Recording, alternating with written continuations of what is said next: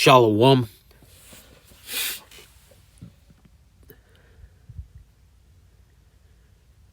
Call Laimla Yahweh Bahasham Yahweh Shai Bahasham Rakakwadash. Double honors to the elders and apostles of Great Millstone who rule and teach well. And a sincere shalom to the 144,000 and a 1/3.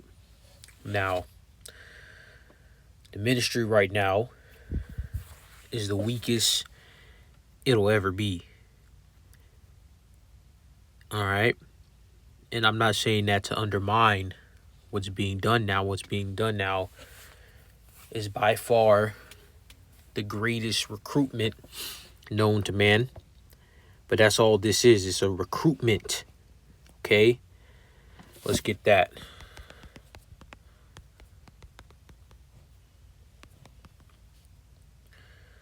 This is Revelations, the 7th chapter, from the top, verse 1.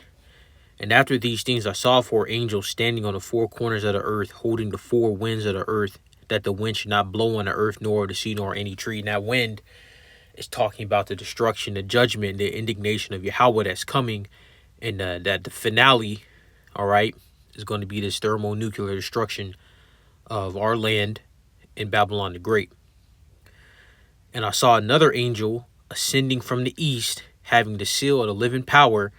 And he cried with a loud voice to the 4 angels, to whom it was given to hurt the earth and the sea, saying, hurt not the earth, neither the sea nor the trees, till we have sealed the servants of our power in their foreheads, which is the 144,000. All right, then it goes into the 12 tribes. All right. What was it for Ephraim and Manasseh, I think? Or is it just for Ephraim? I think it says Jacob or Joseph. Yeah, so it says the tribe of Joseph. That's Ephraim.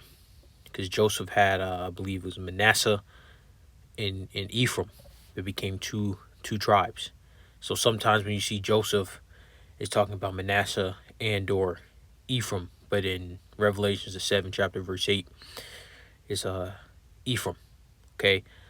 Which is the chief tribe of the northern kingdom. All right? So what's happening now is not something that's going to bring the true collapse of society. We're just heralding in Yahweh Shah's return. What's truly gonna bust a move that's gonna really change things up is physical action. You know, if you look at the scriptures, all right, anything that got done, all right, when Yahweh made a move, all right, let's get that. When Yahweh made a move, he brought in the prophets to give that speech, all right? And then he really changed things up. Because just talking, if you will, as a figure of speech, talk is cheap, all right? Talking doesn't really change anything, all right? It's just relaying information. So this is Jeremiah 28:8. The prophets that have been before me and before thee of old prophesied both against many nations and against great kingdoms of war and of evil and pestilence.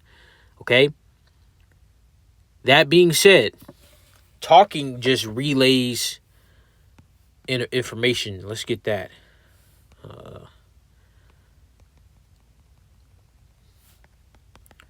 Talking doesn't necessarily bring about a change. Yahweh didn't talk. All right, he didn't speak in the Hebrew tongue and things change. You know, he brought pestilences. He lifted up people. He brought people down. He advanced technology. You know, it was something physical that happened, not information going into somebody's spirit and their brain. All right, so let's get this manifested. I'm sure, yeah. All right, perfect. This is St. John, the 17th chapter and verse 6. And this is Yahweh Shai speaking. I have manifested thy name unto the men which thou gavest me out of the world. Then they were, and thou gavest them me, and they have kept thy word. This is 144,000. All right, and the elect right here. All right, that's Yahweh Shah is talking about. So physical action is what is going to bring about a change. All right, just us talking, chanting down Esau, if you will, proclaiming the truth is not gonna change society. All right, it's gonna bring about the change, but society is going to change by these heathen being physically dominated. You understand? They're going to get physically overpowered. You understand? Not overpowered in knowledge. Okay, let's go to Jeremiah 16, the 16th chapter, in verse 16. Behold, actually, verse 14.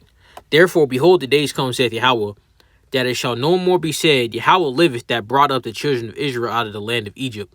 But Yahweh liveth that brought up the children of Israel from the land of the north, this is talking about Babylon the Great. This is end time prophecy. And from all the lands whither he had driven them, all right, because we've been scattered amongst nations. We're going to come looking like the other nations.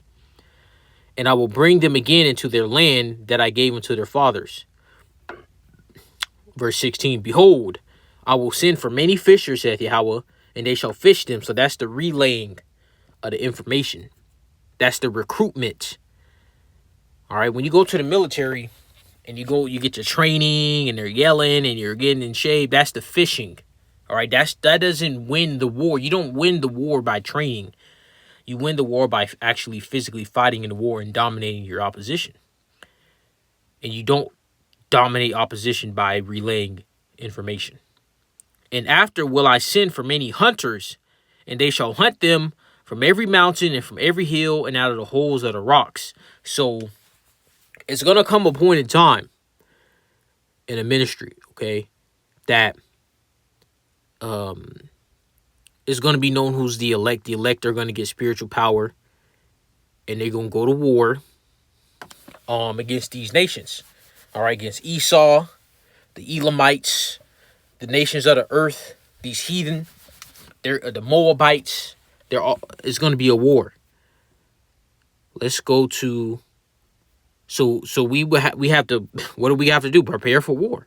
All right, because this war, what's coming is going to be physical. This is not, it's going to be a physical thing. It's going to be troops with technology to bust open your flesh, all right, and separate your spirit from your body. That's going to happen. I mean, one of the brothers is going viral in a Hebrew Israelite ministry that Jake, looks like he was in Canada, was face to face with appears to be an Edomite. He kind of sounds like a Gadite.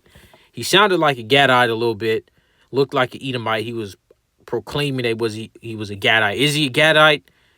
And he's basically a speckled bird. I mean, it's possible. Can't 100% say just off that clip. But the brother got into a altercation with this dude, and he pulled a pew pew on him, a boomstick.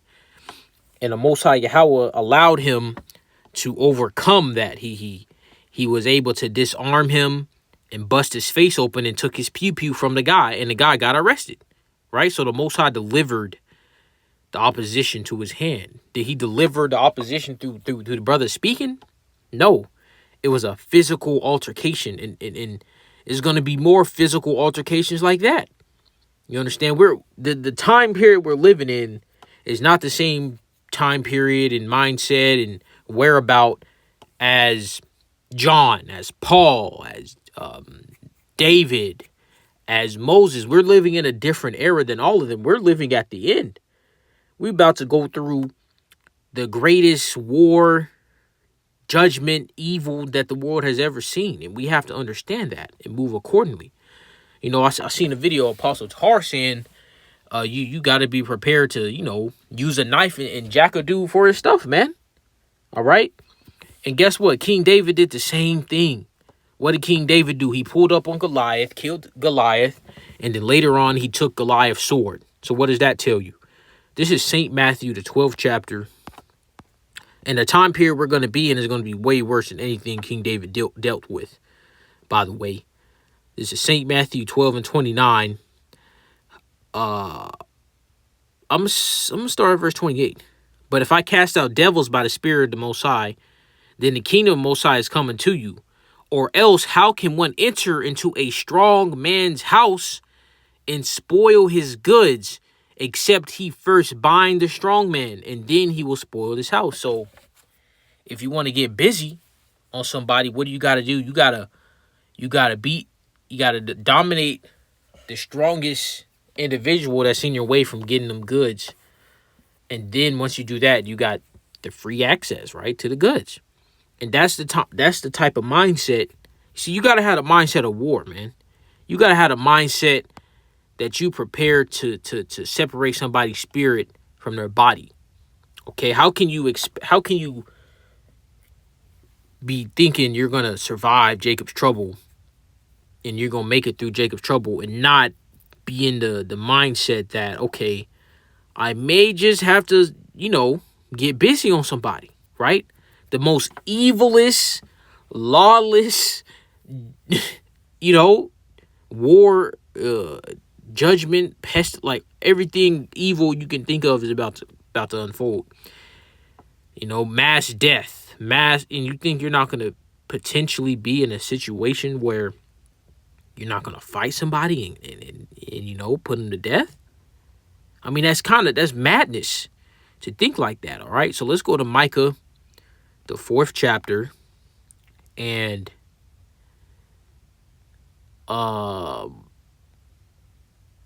Micah 4 and 10. Be in pain and labor to bring forth, O daughter of Zion, like a woman in travail. For now shalt thou go forth out of the city, and thou shalt dwell in the field. And thou shalt go even to Babylon. There shalt thou be delivered. There Yahweh shall redeem thee from the hand of thine enemies. Now also many nations are gathered against thee, that say, let her be defiled, and let our eye look upon Zion.